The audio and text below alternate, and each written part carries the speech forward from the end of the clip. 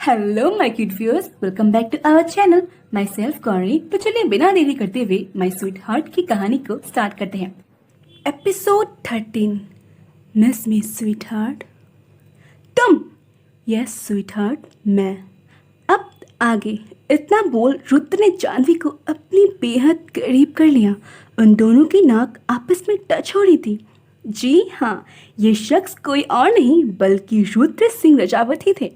रुद्र अपने नाक से जानवी के नाक को रब करते हुए बोला, मिस मी स्वीट हार्ट। ये देख जानवी उसे खुद से दूर करते हुए बोली, मिस वो भी तुम्हें। माय फुट, अब छोड़ो मुझे, मैंने कहा छोड़ो। रुद्र उसे अपनी तरफ खींच उसके कान में हस्की वॉइस में बोला, अगर छोड़ना ही होता तो स्वीट हार्ट मैं तुम्हें पकड़ता ही क्यों? इतना बोल रुद्र ने उसके कान पर किस कर लिया। ये महसूस हो जानवी उसे धक्का देते हुए बोली, दूर रहो मुझसे। तुम्हारे हर एक छुअन से मुझे खुद के ऊपर घिन आती है। सुना तुमने? मैंने कहा दूर रहो मुझसे, वरना। रुद्र से अपनी बाहों में कसते हुए बोला, वरना क्या? फिर से काटोगे मुझे, जंगली बिल्ली? या वो आगे कुछ कह पाता इससे पहले जानवी उसके दोनों पैरों के बीच अपने घुटने से वार करती है, लेकिन बीच में ही रुद्र अपने पैरों से उसके घुटने को रोक देता है और उसके चेहरे पर अपनी उंगली फेरते हुए बोला, रॉन्ग मूव स्वीट हार्ट। फिर कुछ पल रुक कर बोला, लेकिन मुझे सेटिस्फैक्शन मिलता अगर तुम अपने घुटनों से नहीं बल्कि अपने नर्म हाथों से मेरे मैनहुड को फील करती तब। ये सुन जानवी अपनी घिन भरी नजरों से उसे देखते हुए बोली, छी कितने गंदे हो तुम। फिर इसके सीने पर अपने हाथों से धकेलते हुए बोली, फॉर गॉड से दूर रहो मुझसे। रुद्र उसके कमर को पकड़ घुमाते हुए टेबल से सताकर बोला, अब जैसा भी हूँ तुम्हारा हूँ स्वीट हार्ट। फिर उसके होठों को अपनी थंब से सहलाते हुए वो सनक भरी आवाज़ में बोला, तुमने मुझे पागल कर दिया है स्वीट हार्ट।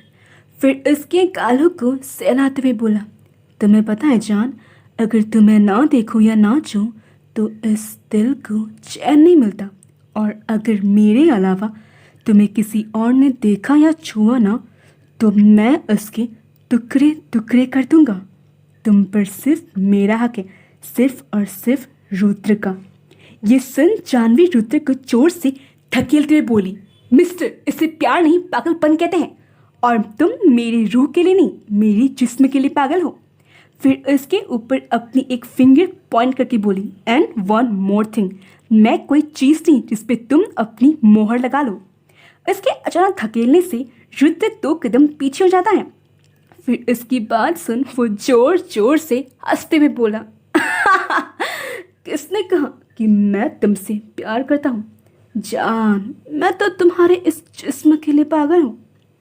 फिर अपने कैबिन में टहलते हुए बोला, एक दिन में ही तुमने मुझे पागल कर दिया है स्वीट हार्ट, और तुम्हारी ये बेरुखी मेरी तरफ को और बढ़ाती है।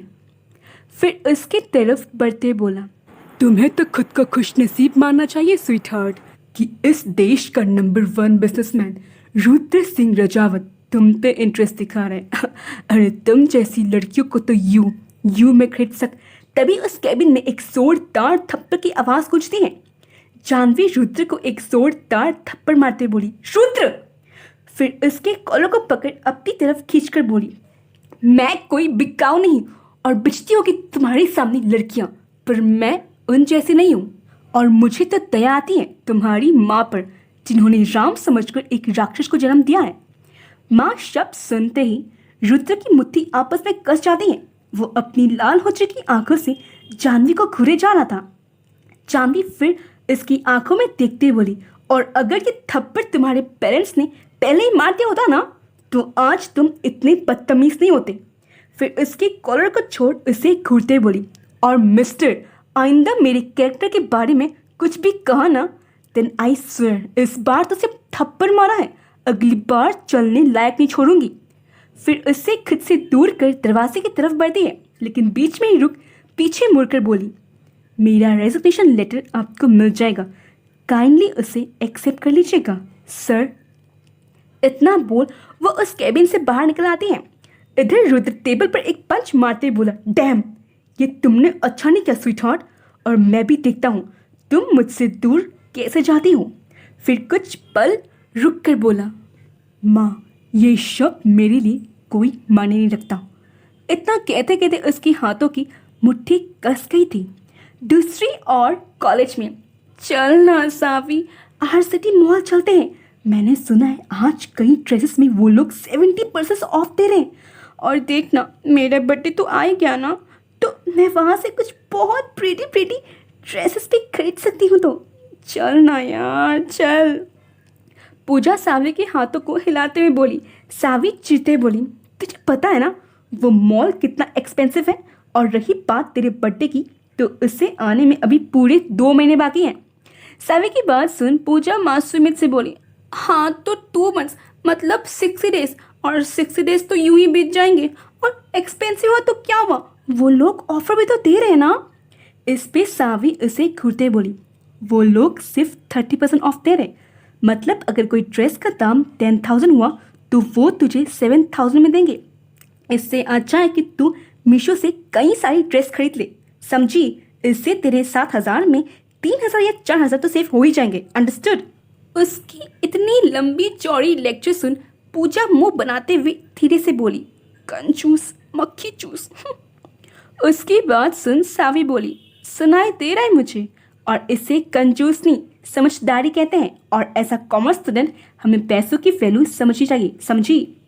ये सुन पूजा अपने दोनों हाथ जोड़कर बोली, समझी मेरी माँ समझी। पूजा की बात सुन सावी अपना सहलाती है। ये देख पूजा फिर उसके हाथों को पकड़ मस्का मारते बोली, सावी तू तो मेरी बेस्टी है ना, तू मुझे हमेशा सही राह दिखाती है। ठीक है हम मॉल नहीं जाएंगे, पक्का नहीं जाएंगे, पर कहीं घूमने तो जा सकते हैं ना, चल ना प्लीज़ प्लीज़ प्लीज़। इसकी बात सुन सावी उसे घूरती है तो पूजा पप्पी आइस करते हुए बोली, प्लीज़ मैंने तेरी एक बात मानी तो तू भी मेरी एक बात मान, चल ना प्लीज़ प्लीज़ प्लीज़। उसकी नौटंकी देख सावी हार मानते हुए बोली, ठीक है चल। या थैंक यू। पूजा खुशी से उसे साइड हक करते हुए बोली। फिर दोनों ही अपने क्लास से बाहर आ पार्किंग एरिया की तरफ बढ़ते हैं। पार्किंग एरिया में पहुंच जब उनकी नजरें सामने सावी की स्कूटी पर जाती है तो उनकी आंखें फटी की फटी रह जाती हैं। That's it for today guys, मिलते हैं अगले एपिसोड में, बाय बाय।